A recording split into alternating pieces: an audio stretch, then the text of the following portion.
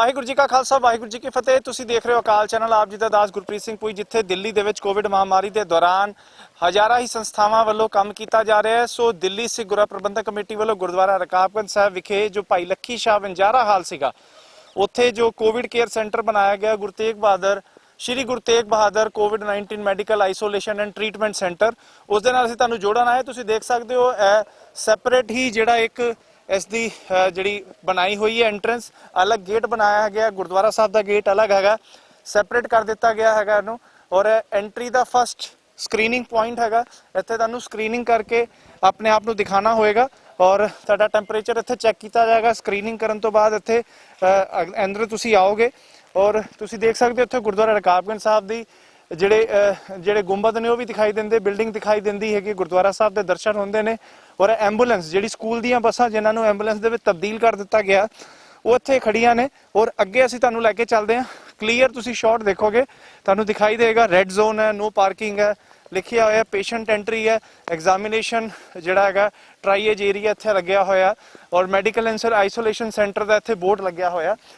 ਸੋ ਇਹ ਤਸਵੀਰਾਂ ਅਸੀਂ ਤੁਹਾਨੂੰ ਦਿਖਾ ਰਹੇ ਹਾਂ। ਅੰਦਰ ਵੀ ਅਸੀਂ ਤੁਹਾਨੂੰ ਲੈ ਕੇ ਚੱਲਾਂਗੇ, ਦੇਖਾਂਗੇ ਕਿਸ ਤਰੀਕੇ ਇੱਥੇ ਸੇਵਾਵਾਂ ਚੱਲ ਰਹੀਆਂ। ਸੋ ਐਂਟਰੈਂਸ ਦੇ ਵਿੱਚ ਤੁਹਾਨੂੰ ਇੱਥੇ ਮਿਲੇਗਾ ਇੱਥੇ ਵੀ ਇੱਕ ਰਿਸੈਪਸ਼ਨ ਇੱਕ ਲੱਗਾ ਹੋਇਆ, ਜਿੱਥੇ ਕੁਝ ਡਾਕਟਰ ਮੈਡੀਕਲ ਦੇ ਨੁਮਾਇੰਦੇ ਇੱਥੇ ਬੈਠੇ ਹੋਏ ਆ। ਅੰਦਰ ਤੁਸੀਂ ਦੇਖ ਸਕਦੇ ਹੋ ਪੇਸ਼ੈਂਟ ਨੂੰ ਲਿਜਾਣ ਵਾਸਤੇ ਇੱਥੇ ਜਿਹੜੀ ਇੱਥੇ ਟਰੇਜ਼ ਹੈਗੀਆਂ। ਸਾਡੇ ਨਾਲ ਗੁਰਮੀਤ ਸਿੰਘ ਟਿੰਕੂ ਇੱਥੇ ਮੌਜੂਦ ਨੇ, ਜਿਹੜੇ ਕਿ ਅਕਾਲ ਏਡ ਦੇ ਸਾਡੇ ਮੈਂਬਰ ਵੀ ਨੇ ਅਤੇ ਇਸ ਸੈਂਟਰ ਦੇ ਵਿੱਚ ਵੀ ਸੇਵਾਵਾਂ ਕਰ ਰਹੇ ਨੇ ਔਰ ਪਿਛਲੇ ਦਿਨਾਂ ਤੋਂ ਕੈਂਡੀਡੇਟ ਵੀ ਨੇ। ਸ਼੍ਰੋਮਣੀ ਅਕਾਲੀ ਦਲ ਬਾਦਲ ਦਲ ਦੇ ਕੈਂਡੀਡੇਟ ਦੇ ਤੌਰ ਤੇ ਵੀ ਇਲੈਕਸ਼ਨ ਵੀ ਲੜ ਰਹੇ ਔਰ ਇੱਥੇ ਸੇਵਾਵਾਂ ਲਗਾਤਾਰ ਹਮੇਸ਼ਾ ਇਹਨਾਂ ਦਾ ਬੈਕਗ੍ਰਾਉਂਡ ਹੈ। ਕੋਈ ਇਹ ਨਹੀਂ ਕਿ ਇਲੈਕਸ਼ਨ ਲੜ ਰਹੇ ਸ਼ਾਇਦ ਤਾਂ ਸੇਵਾਵਾਂ, ਮੈਂ ਜਾਣਦਾ ਇਹਨਾਂ ਨੂੰ ਬੜੇ ਲੰਬੇ ਚਿਰ ਤੋਂ ਸੇਵਾਵਾਂ ਕਰ ਰਹੇ ਨੇ ਔਰ ਹਮੇਸ਼ਾ ਸ਼ਾਇਦ ਮੈਨੂੰ ਲੱਗਦਾ ਕਿ ਜਦੋਂ ਤੋਂ ਮੈਂ ਇਹਨਾਂ ਨੂੰ ਜਾਣਦਾ ਸੇਵਾ ਦੇ ਤੌਰ ਤੇ ਹੀ ਜਾਣਦਾ। ਗੁਰਮੀਤ ਜੀ, ਵਾਹਿਗੁਰੂ ਜੀ ਕਾ ਖਾਲਸਾ ਵਾਹਿਗੁਰੂ ਜੀ ਕਾ ਖਾਲਸਾ ਵਾਹਿਗੁਰੂ ਜੀ ਕੀ ਫਤਿਹ। ਇਹ ਜੀ ਸੇਵਾ ਬਿਲਕੁਲ ਕਿਰਪਾ ਅਕਾਲ ਪੁਰਖ ਮਹਾਰਾਜ ਦੀ ਸੰਗਤਾਂ ਦੇ ਅਰਦਾਸਾਂ ਸਦਕੇ। ਬਿਲਕੁਲ ਤੁਹਾਡੇ ਨਾਲ ਹੀ ਆਪਾਂ ਸੈਂਟਰ ਦਾ ਮੁਆਇਨਾ ਕਰਦੇ ਹਾਂ ਨਾ, ਸਾਰੀ ਆਪਾਂ ਗੱਲ ਕਰਦੇ ਹਾਂ। ਪੀਪੀ ਕਿਟ ਵਗੈਰਾ ਪਾ ਲਓ। ਹਾਂਜੀ ਠੀਕ ਹੈ।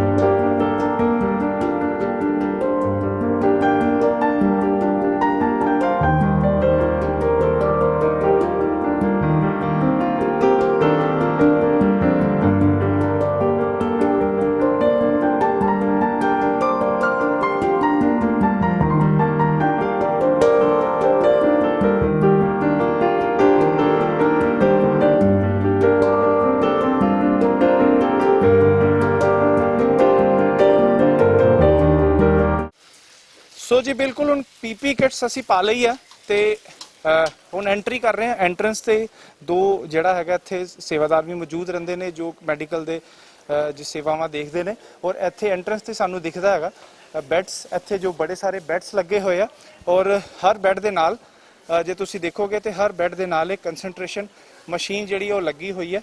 ਭਾਵੇਂ ਤੁਸੀਂ ਜਿੱਥੇ ਵੀ ਜਾਂਦੇ ਹੋ ਹਰ ਬੈੱਡ ਦੇ ਨਾਲ ਇੱਕ ਕੰਸੈਂਟ੍ਰੇਸ਼ਨ ਮਸ਼ੀਨ ਇੱਥੇ ਲਗਾਈ ਗਈ ਆ, ਜਿਹੜੀ ਕਿ ਜਿਹੜੇ ਮਰੀਜ਼ ਜੇ ਆਉਂਦੇ ਆ ਉਹਨਾਂ ਨੂੰ ਜੋ ਆਕਸੀਜਨ ਸੇਵਾਵਾਂ ਦੇਣੀ ਔਰ ਸਾਰਾ ਇਹ ਫੈਸਿਲਿਟੀ ਸਾਰੇ ਬੈੱਡਸ ਤੇ ਹੈ।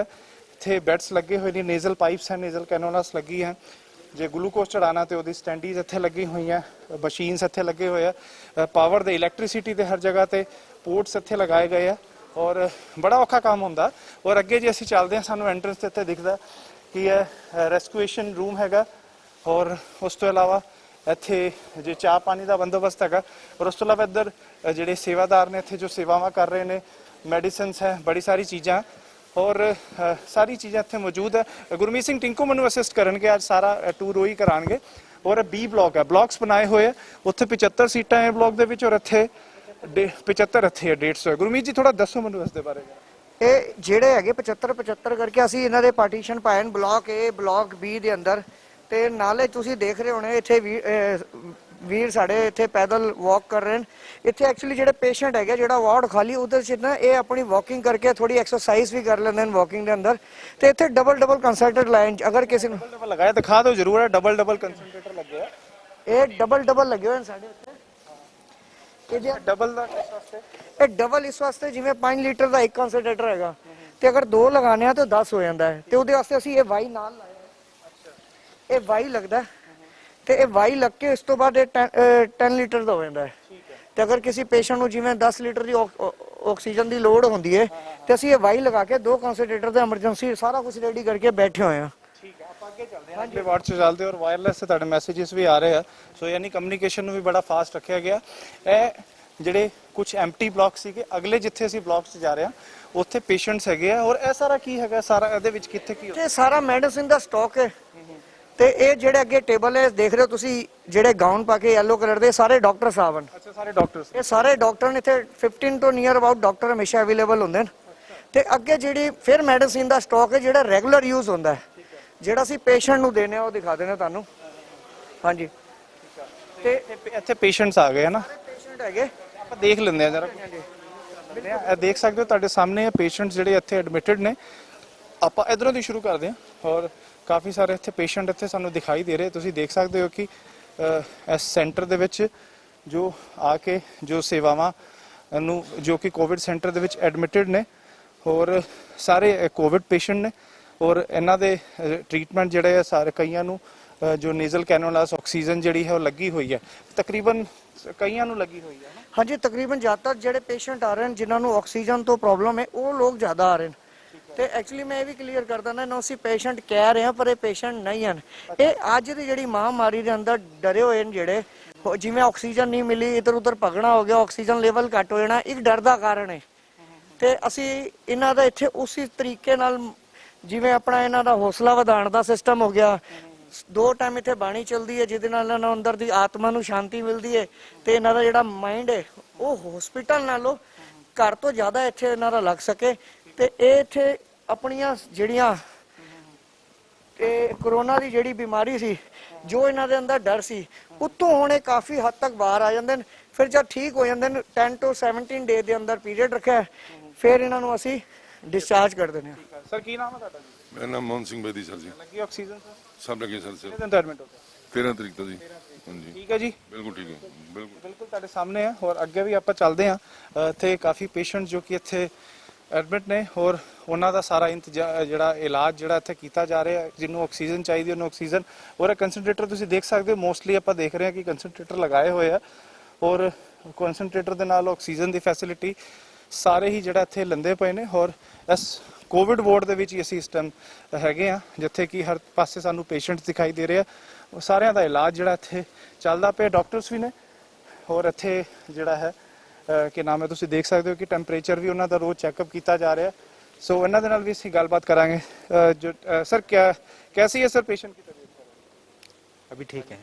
ठीक है हाँ जी, बहुत वधिया ट्रीटमेंट भी इतने अच्छा मिलता पे। हाँ जी, क्या क्या कंडीशन है सर? बहुत अच्छी कंडीशन है। इनका ऑक्सीजन लेवल भी अच्छा है, 97 98 और पल्स भी 91 है। ਠੀਕ ਹੈ ਜੀ, ਬਿਲਕੁਲ ਦੇਖ ਸਕਦੇ ਡਾਕਟਰਸ ਵੱਲੋਂ ਇਹਨਾਂ ਦਾ ਜਿਹੜਾ ਪੂਰਾ ਇਹਨਾਂ ਦਾ ਚੈੱਕਅਪ ਕੀਤਾ ਜਾ ਰਿਹਾ। ਰੈਗੂਲਰਲੀ ਇਹਨਾਂ ਨੂੰ ਜਿਹੜਾ ਹੈਗਾ ਚੈੱਕਅਪ ਇਹਨਾਂ ਦਾ ਕੀਤਾ ਜਾਂਦਾ ਹੈਗਾ। ਪਰ ਲਗਾਤਾਰ ਤੋਂ ਹੋਰ ਵੀ ਕਾਫੀ ਸਾਰੇ ਇੱਥੇ ਵਾਰਡਸ ਜਿਹੜਾ ਸਾਨੂੰ, ਅੱਛਾ ਹੋਰ ਮਤਲਬ ਜਿਹੜੇ ਤਕਰੀਬਨ ਕੀ ਆਈਡੀਆ ਕਿੰਨੇ ਦਿਨਾਂ ਤੱਕ ਜਿਹੜਾ ਹੈਗਾ ਇੱਥੇ ਜਿਹੜਾ ਪੇਸ਼ੈਂਟਸ ਨੂੰ ਜਿਹੜਾ ਹੈਗਾ ਕਿੰਨੇ ਦਿਨਾਂ ਵਿੱਚੋਂ ਡਿਸਚਾਰਜ ਹੋ ਜਾਂਦੇ ਨੇ?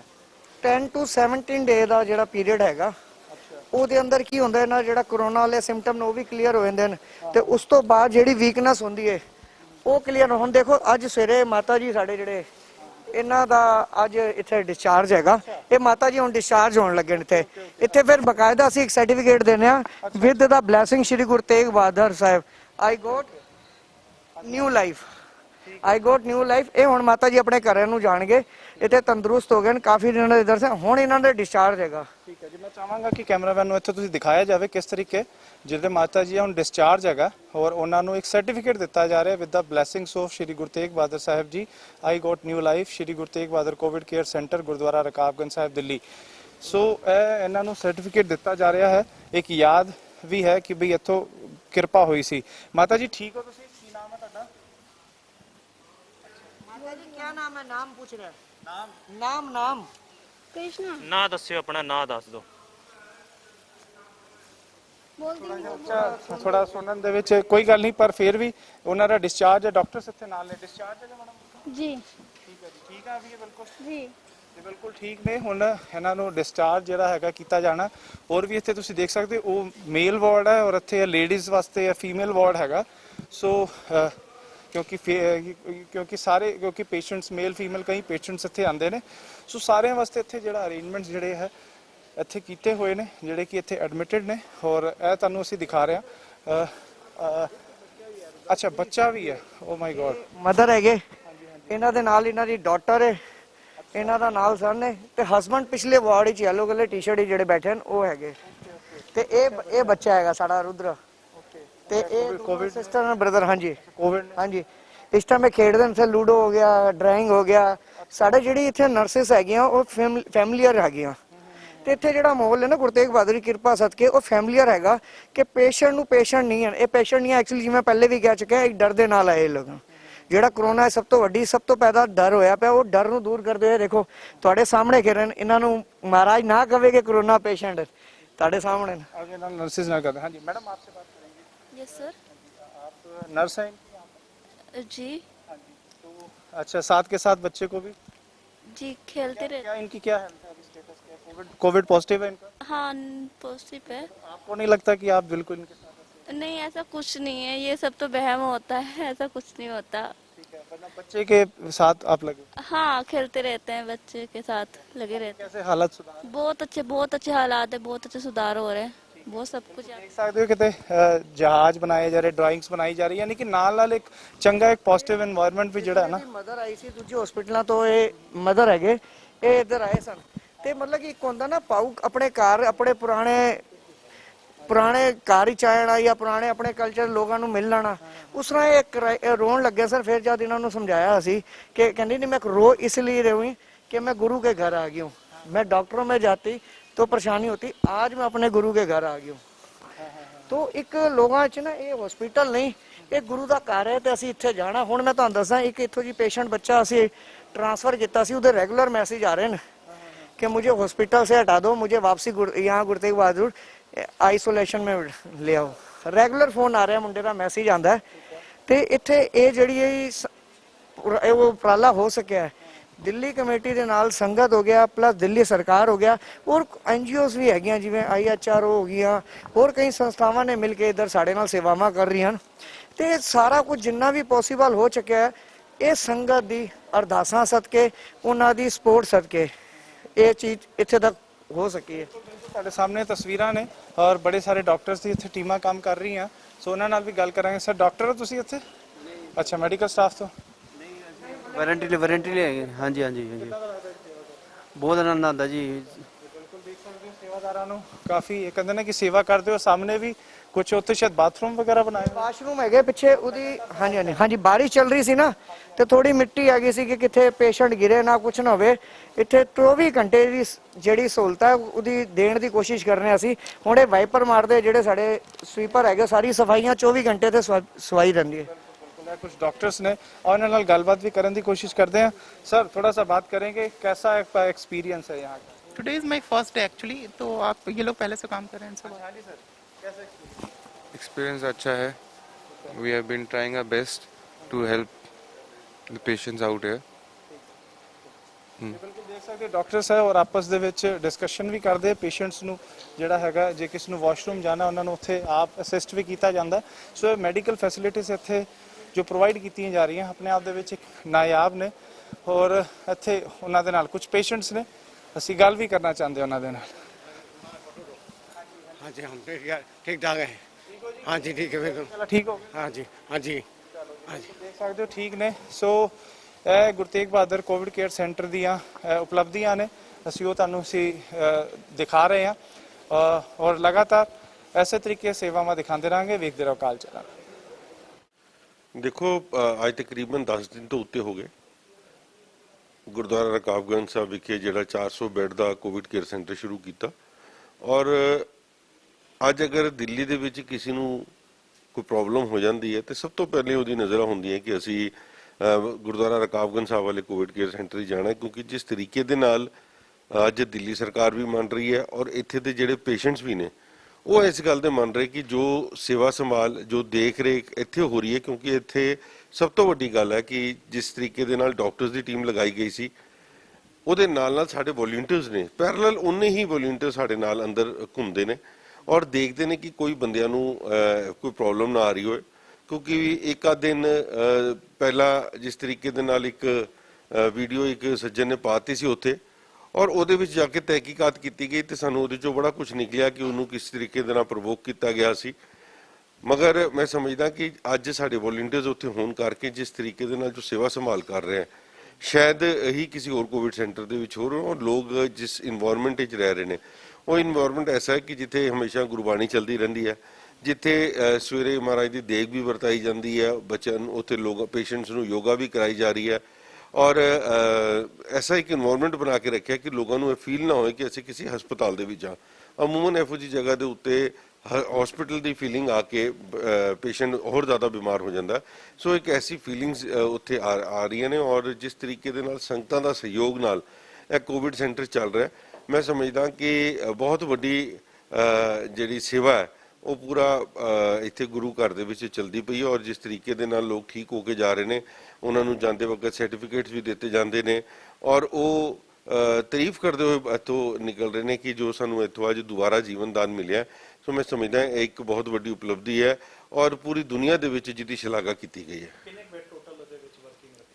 ਦੇਖੋ ਇੱਥੇ 400 ਬੈੱਡ ਦਾ ਪ੍ਰੋਵੀਜ਼ਨ ਤਿਆਰ ਕੀਤਾ ਗਿਆ। ਪਹਿਲੇ ਦਿਨ ਹੀ 300 ਬੈੱਡ ਆਪਰੇਸ਼ਨਲ ਸੀ ਔਰ ਜਿਸ ਤਰੀਕੇ ਦੇ ਨਾਲ ਸ਼ੁਰੂ ਹੋਣ ਤੋਂ ਬਾਅਦ ਦਿੱਲੀ ਦੇ ਵਿੱਚ ਜਿਸ ਦਿਨ ਅਸੀਂ ਪਲਾਨ ਕੀਤਾ ਸੀ ਉਸ ਦਿਨ 30,000 ਕੇਸਿਸ ਆਉਂਦੇ ਸੀ। ਜਿਸ ਦਿਨ ਅਸੀਂ ਐਗਜ਼ੀਕਿਊਟ ਕੀਤਾ ਸ਼ੁਰੂ ਕਰਨਾ ਉਸ ਵਕਤ 21 ਤੋਂ 22,000 ਪੇਸ਼ੈਂਟਸ ਰੋਜ਼ ਦੇ ਕੋਵਿਡ ਪੋਜ਼ਿਟਿਵ ਆ ਰਹੇ ਸੀ। ਅੱਜ ਦਾ ਕੱਲ ਦਾ ਜਿਹੜਾ ਗ੍ਰਾਫ ਸੀ ਉਹ 4400 ਦਾ ਸੀ। ਸੋ ਜਿਸ ਤਰੀਕੇ ਦੇ ਨਾਲ ਗ੍ਰਾਫ ਵੀ ਗਿਰ ਰਿਹਾ, ਇਸ ਕਰਕੇ ਪੇਸ਼ੈਂਟਸ ਵੀ ਘੱਟ ਹੋ ਰਹੇ ਆ ਔਰ ਬੜੀ ਖੁਸ਼ੀ ਦੀ ਗੱਲ ਹੈ ਕਿ ਪੇਸ਼ੈਂਟ ਆਣੇ ਹੀ ਘੱਟ ਤੋਂ ਘੱਟ ਚਾਹੀਦੇ ਹੈ, ਕਿਉਂਕਿ ਲੋਕ ਔਰ ਜਿਹੜੀ ਅਵੇਲੇਬਿਲਿਟੀ ਹੈ ਉਹ ਇਸ ਵਕਤ ਜੋ ਕਿਉਂਕਿ ਪੇਸ਼ੈਂਟਸ ਘੱਟ ਨੇ ਤੇ ਇਸ ਕਰਕੇ ਅਵੇਲੇਬਿਲਿਟੀ ਵੀ ਹਰ ਹਸਪੀਟਲ ਦੇ ਵਿੱਚ ਹੋ ਰਹੀ ਹੈ। ਮਗਰ ਮੈਂ ਸਮਝਦਾ ਕਿ ਜੋ ਸਾਡੀ ਜ਼ਿੰਮੇਵਾਰੀ ਸੀ, ਜੋ ਨੈਤਿਕ ਜ਼ਿੰਮੇਵਾਰੀ ਗੁਰਦੁਆਰਾ ਪ੍ਰਬੰਧਕ ਕਮੇਟੀ ਦੀ ਸੀ ਕਿ ਜਿਸ ਤਰੀਕੇ ਦੇ ਨਾਲ ਸਾਡੀ ਪਰਿਵਾਰਾਂ ਦੀ ਜ਼ਿੰਮੇਵਾਰੀ ਬਣਦੀ ਹੈ ਔਰ ਅਸੀਂ ਕਦੀ ਵੀ ਵਿਤਕਰਾ ਨਹੀਂ ਕੀਤਾ ਕਿਸੇ ਜਾਤ ਪਾਤ ਦਾ। ਸੋ ਜੋ ਸਾਨੂੰ ਗੁਰੂਆਂ ਨੇ ਸਿਖਾਇਆ ਅਸੀਂ ਇਹ ਸਾਰਿਆਂ ਵਾਸਤੇ ਇਹ ਸਾਂਝਾ ਕੋਵਿਡ ਸੈਂਟਰ ਬਣਾਇਆ ਔਰ ਅੱਜ ਇਸੇ ਕਰਕੇ ਲੋਕ ਸਾਡੇ ਤੇ ਵਿਸ਼ਵਾਸ ਕਰਦੇ। ਦੇਖੋ ਮੈਂ ਇਸ ਵਕਤ ਡਾਟਾ ਵੱਖਰਾ ਤੇ ਨਹੀਂ ਮੈਂ ਦੇ ਸਕਦਾ, ਮਗਰ ਇਸ ਵਕਤ ਉਹਦੇ ਵਿੱਚ ਤਕਰੀਬਨ 110-12 ਪੇਸ਼ੈਂਟਸ ਹੈਗੇ ਨੇ, ਤਕਰੀਬਨ 18-20 ਦੇ ਕਰੀਬ ਇੱਥੋਂ ਡਿਸਚਾਰਜ ਵੀ ਹੋਏ ਨੇ, ਕਈ ਆ ਕੇ ਡਾਕਟਰਸ ਦੀ ਰਿਕਮੈਂਡੇਸ਼ਨ ਦੇ ਨਾਲ ਗਏ। ਸੋ ਇਸ ਕਰਕੇ ਮੈਂ ਸਮਝਦਾ ਤਕਰੀਬਨ 200 ਪੇਸ਼ੈਂਟ ਆਇਆ ਔਰ ਕਿਸੇ ਨਾ ਕਿਸੇ ਵੇ ਆਊਟ ਨਾਲ ਗਿਆ, ਚਾਹੇ ਉਹ ਡਾਕਟਰਸ ਦੀ ਰਿਕਮੈਂਡੇਸ਼ਨ ਨਾਲ ਗਿਆ ਜਾਂ ਉਹ ਠੀਕ ਹੋ ਕੇ। ਮੈਂ ਨੇੜੇ ਤੇੜੇ ਆਂਕੜੇ ਦੱਸ ਰਿਹਾ। ਦੇਖੋ ਇੱਥੇ ਜੋ ਸਿਸਟਮ ਬਣਾਇਆ ਸੀ ਕਿ ਜਿੱਥੇ ਸੈਮੀ ਆਈਸੀਯੂ ਬਣਾਉਣ ਦੀ ਗੱਲ ਕੀਤੀ ਸੀ ਔਰ ਜਿਸ ਤਰੀਕੇ ਦੇ ਨਾਲ ਕੋਈ ਪ੍ਰੋਬਲਮ ਹੋਏ ਤੁਸੀਂ ਦੇਖ ਕੇ ਆਏ ਹੋ ਨੇ ਕਿ ਐਂਬੂਲੈਂਸਿਸ ਉੱਥੇ ਖੜੀਆਂ ਨੇ, ਕੋਈ ਕ੍ਰਿਟੀਕਲ ਹੋ ਜਾਂਦਾ ਤੇ LNJP ਹਸਪੀਟਲ ਦੇ ਨਾਲ ਸਾਡਾ ਟਾਈ ਅਪ ਹੈ, ਦਿੱਲੀ ਸਰਕਾਰ ਨੇ ਕਰਾ ਕੇ ਦਿੱਤਾ। ਸੋ ਉਸ ਹਸਪੀਟਲ ਦੇ ਵਿੱਚ ਭੇਜਣ ਦੀ ਅੱਜ ਤੱਕ ਮੈਨੂੰ ਲੱਗਦਾ ਕਿ ਸਿਰਫ ਇੱਕੋ ਹੀ ਐਸਾ ਪੇਸ਼ੈਂਟ ਹੈ ਜਿਹਦੀ ਤਕਰੀਬਨ ਸ਼ੂਗਰ ਹੈ, ਇੰਸੂਲਿਨ ਲੈਣ ਤੋਂ ਬਾਅਦ ਵੀ 450 ਤੋਂ ਉੱਪਰ ਚਲੇ ਗਏ ਸੀ, ਉਹਨੂੰ ਸ਼ਿਫਟ ਕੀਤਾ। ਅਦਰਵਾਈਜ਼ ਕੋਈ ਇਹੋ ਜਿਹਾ ਕੇਸ ਆਇਆ ਨਹੀਂ ਕਿ ਇੱਥੇ ਆਉਣ ਤੋਂ ਬਾਅਦ ਉਹਨੂੰ ICU ਜਾਣ ਦੀ ਲੋੜ ਪਵੇ। ਕਿਉਂਕਿ ਮੈਂ ਪਹਿਲੀ ਗੱਲ ਤੁਹਾਨੂੰ ਇਹ ਕਹੀ ਹੈ ਕਿ ਇੱਥੇ ਜੋ ਮਾਹੌਲ ਇਹੋ ਜਿਹਾ ਹੈ ਕਿ ਲੋਕ ਆਪਣੇ ਆਪ ਹੀ ਠੀਕ ਹੋਣਾ ਸ਼ੁਰੂ ਹੋ ਜਾਂਦੇ। ਜਿਹੜਾ ਸੈਂਟਰ ਖੋਲ੍ਹਿਆ ਗਿਆ ਹੈ ਗੁਰਦੁਆਰਾ ਕਾਬੂਗੰਜ ਸਾਹਿਬ ਵਿਖੇ ਲੱਕੀ ਸ਼ਾਹ ਮੰਜਾਰਾ ਹਾਲ ਦੇ ਵਿੱਚ, ਇਹ ਸੈਂਟਰ ਦੇ ਵਿੱਚ ਮਰੀਜ਼ ਆਉਂਦੇ ਨੇ ਔਰ ਬੜੀ ਗੁਰੂ ਸਾਹਿਬ ਦੀ ਕਿਰਪਾ ਹੈ ਕਿ ਮਰੀਜ਼ ਠੀਕ ਹੋ ਕੇ ਵੀ ਆਪਣੇ ਘਰਾਂ ਨੂੰ ਵੀ ਪਰਤਦੇ ਪਏ ਨੇ। ਔਰ ਜੋ ਇੱਥੇ ਦੀ ਫੈਸਿਲਿਟੀਆਂ ਹੈ ਅੱਜ ਅਗਰ ਮੈਂ ਉਹਨਾਂ ਫੈਸਿਲਿਟੀਆਂ ਦੀ ਗੱਲ ਕਰਾਂ, ਸਵੇਰ ਦੇ ਟਾਈਮ ਮਰੀਜ਼ਾਂ ਨੂੰ ਪੂਰੇ 7 ਵਜੇ ਚਾਹ ਮਿਲਦੀ ਹੈ, ਚਾਹ ਦੇ ਨਾਲ ਰਸ ਬਿਸਕਿਟਸ ਵਗੈਰਾ ਹੁੰਦੇ ਨੇ, 8 ਵਜੇ ਦੇ ਕਰੀਬ ਨਾਸ਼ਤਾ ਆ ਜਾਂਦਾ ਹੈ ਔਰ 12:30 ਵਜੇ ਲੰਚ ਤੋਂ ਬਾਅਦ 3 ਵਜੇ ਫਿਰ ਟੀ ਬ੍ਰੇਕ ਹੁੰਦਾ ਹੈ, ਟੀ ਵੀ ਦਿੱਤੀ ਜਾਂਦੀ ਹੈ। ਉਸ ਤੋਂ ਬਾਅਦ ਨਾਲ ਹੀ ਨਾਰੀਅਲ ਪਾਣੀ, ਕੁਛ ਟਾਈਮ ਬਾਅਦ ਫਿਰ ਡਰਾਈ ਫਰੂਟ, ਫਿਰ ਇਸੇ ਤਰ੍ਹਾਂ ਰਾਤ ਨੂੰ ਡਿਨਰ ਹੁੰਦਾ ਹੈ। ਔਰ ਇੱਕ ਗੱਲ ਮੈਂ ਤੁਹਾਡੇ ਚੈਨਲ ਦੇ ਰਾਹੀਂ ਹੋਰ ਦੱਸਣਾ ਚਾਹਾਂਗਾ ਕਿ ਇਹ ਜਿੰਨਾ ਵੀ ਮੀਲ ਹੈਗਾ ਇਹ ਸਾਰਾ ਡਾਕਟਰਾਂ ਨੇ ਡਿਸਾਈਡ ਕੀਤਾ ਹੋਇਆ ਔਰ ਡੇਲੀ ਦੇ ਡੇਲੀ ਅਲੱਗ-ਅਲੱਗ ਚੀਜ਼ਾਂ ਬਣਦੀਆਂ ਨੇ, ਚਾਹੇ ਉਹ ਬ੍ਰੇਕਫਾਸਟ ਹੈ, ਲੰਚ ਹੈ, ਡਿਨਰ ਹੈ। ਤੇ ਇਸ ਕਰਕੇ ਜਿੱਥੇ ਕੋਵਿਡ ਸੈਂਟਰ ਦੇ ਵਿੱਚ ਸੰਗਤਾਂ ਦੀ ਡਾਕਟਰਾਂ ਰਾਹੀਂ ਸੇਵਾ ਹੋ ਰਹੀ ਹੈ, ਉੱਥੇ ਧੰਨ ਗੁਰੂ ਤੇਗ ਬਹਾਦਰ ਸਾਹਿਬ ਜੀ ਦੀਆਂ ਦੁਆਵਾਂ ਨੇ ਕਿ ਇੱਥੋਂ ਬਹੁਤ ਜਲਦੀ ਪੇਸ਼ੈਂਟ ਜਿਹੜੇ ਨੇ ਠੀਕ ਹੋ ਕੇ ਘਰਾਂ ਨੂੰ ਪਰਤ ਰਹੇ ਨੇ।